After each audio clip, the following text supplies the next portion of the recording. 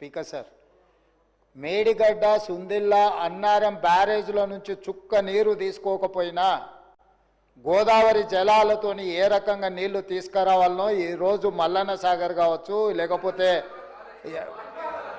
ఈయనే ఆ స్వామి మల్లన్న సాగర్కి ఎక్కడి నుంచి నీళ్ళు వస్తాయి? నువ్వేదో పెద్ద చదువు చెప్తారు, మీ లక్ష పార్తే కానీ మీరు ఏదైతే లిఫ్టులు పంపులు పెట్టి కూలగొట్టిన దానికి సంబంధం లేదు. శ్రీపాద ఎల్లంపల్లి లేకపోతే శ్రీరామ్ సాగరు ఇవన్నీ ప్రాజెక్టులు మీ తాతల కాలంలో కట్టిన కాంగ్రెస్ ప్రాజెక్టులు. ఆ ప్రాజెక్టులతోని ఈరోజు మల్లన్న సాగర్ కావచ్చు, రంగనాయక సాగర్ కావచ్చు, కొండపోచమ్మ కావచ్చు, నువ్వు కట్టినవి లేకపోయినా కూడా, నువ్వు కూలిపోయినా కూడా ప్రాజెక్టులకు నీళ్ళు ఇవ్వడానికి ఉంది. మీరు లేని అబద్ధాలతోని లేకపోతే మేడిగడ్డ దగ్గర కట్టిందో, సుందిల దగ్గర కట్టిందో, అన్నారం దగ్గర కట్టిన మీరు పంపులు లిఫ్టులతో కొల్లగొట్టిన 1,00,000 కోట్ల రూపాయల ప్రాజెక్టు గుండు సున్నా లేకపోయినా నీళ్లు ఇవ్వచ్చు. తప్పుదారు పట్టించకండి.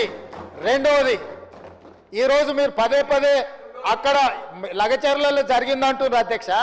మల్లన్న సాగర్ కట్టిన రోజు ఏటిగడ్డ కిష్టాపూర్ వేమ్లఘాట్ 14 గ్రామాలు తండాలు కలిసి పరిగెత్తించి మిమ్మల్ని కొట్టిన రోజు మీరు పోలీసుల బూట్ కాళ్ళతోని తొక్కిచ్చిన రోజు, ఆ రోజు ఎట్లా జరిగింది అధ్యక్ష? అది గజ్వేల్లోనే కదా.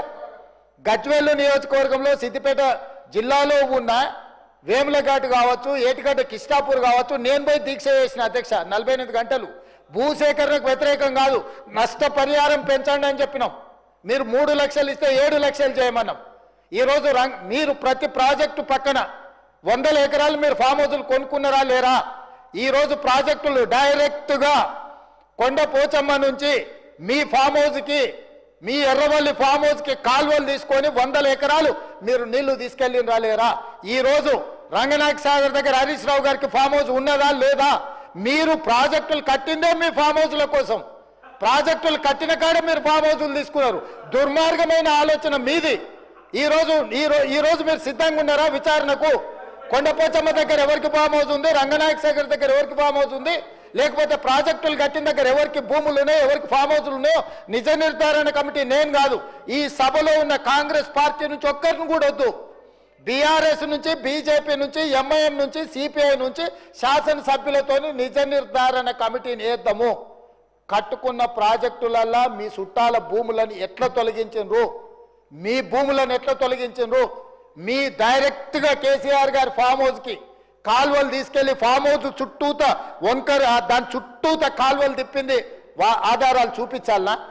దుర్మార్గమైన ఆలోచన మీకుంటది, మాకెందుకుంటది? ఇప్పటికి కూడా అబద్ధాలు చెప్పేది మానండి. ఎందుకు ఇంకా బుకాయించాలని, దబాయించాలని? ఎన్ని రోజులు అధ్యక్ష? భూసేకరణ జరిగినప్పుడు భూమి కోల్పోయిన నిర్వాసితులకు బాధ, దుఃఖం ఉంటుంది. ఆ బాధ, దుఃఖం ఉన్న వాళ్లకు అత్యధికంగా నష్టపరిహారం ఇవ్వాలనేది మా ఆలోచన. ఆనాడు మల్లన్న సాగర్లో 3 లక్షల నుంచి మొదలుపెట్టిన మీరు, మేము కొట్లాడితే అది చివరికి 10 నుంచి 12 లక్షలకు వచ్చింది. ఇవాళ కొడంగల్లో, లగచెర్లలో 20 లక్షల ఎకరాకు అసైన్మెంట్ భూములకు కూడా 20 లక్షలు ఇచ్చినాం.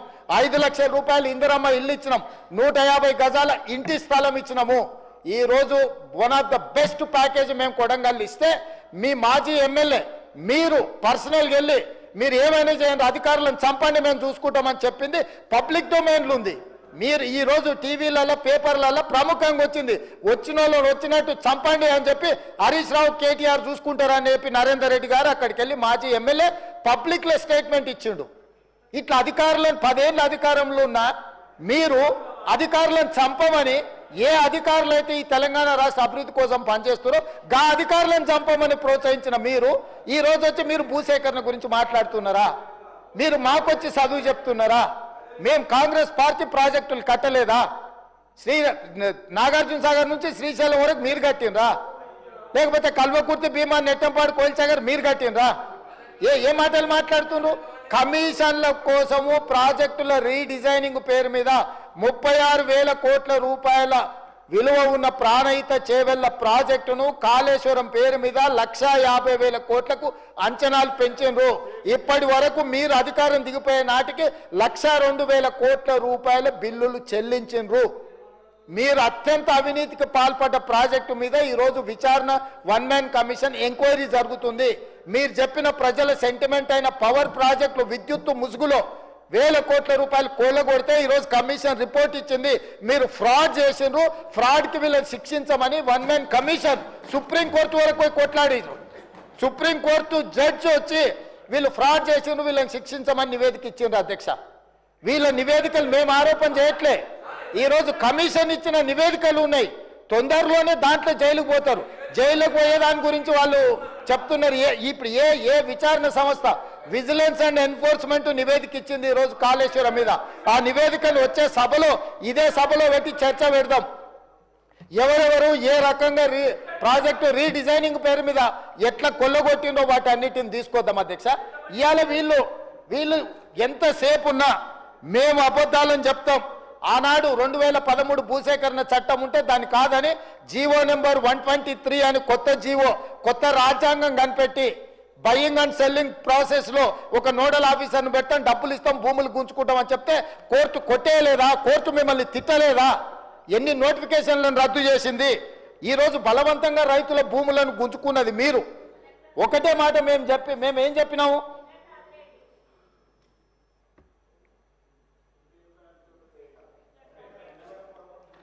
నేను ఒకటే చెప్పదలుచుకున్నా అధ్యక్ష. ఈరోజు వాళ్ళు అర్థం చేసుకోవాల్సింది, కామారెడ్డిలో చంద్రశేఖరరావు గారిని ప్రజలు ఓడగొట్టిండ్రంటే ప్రజల ఆగ్రహం ఎట్లుందో అధ్యక్ష. నాకు ఓటమి మొదటిసారి కాదు, నేను ఓడినా గెలిచిన. కానీ ఆయన ఇంద్రుడు, చంద్రుడు, దేవుడు, తెలంగాణ ప్రదాత, తెలంగాణను ఉద్ధరించడానికే, తెలంగాణకి ఆయన జాతి పిత అని, వీళ్ళు తెలంగాణ జాతి పిత అని చెప్పుకున్న చంద్రశేఖరరావును కామారెడ్డి ప్రజలు బండకేసి కొట్టి ఒక సామాన్యుని ఎమ్మెల్యేగా గెలిపించారు. నేను ఆ రోజే చెప్పిన, నేను పోతుండొచ్చు కానీ పోతా నిన్ను పట్టుకొని పోతా అని. నేను పోతా నిన్ను పట్టుకొని పోతా అని. సో కామారెడ్డిలో ఓడగొట్టిన ప్రజలు తిరస్కరించిన ఎందుకు ఇంకా బుకాయించాలనుకుంటున్నారు అధ్యక్ష? ఎందుకు బుకాయిస్తున్నారు?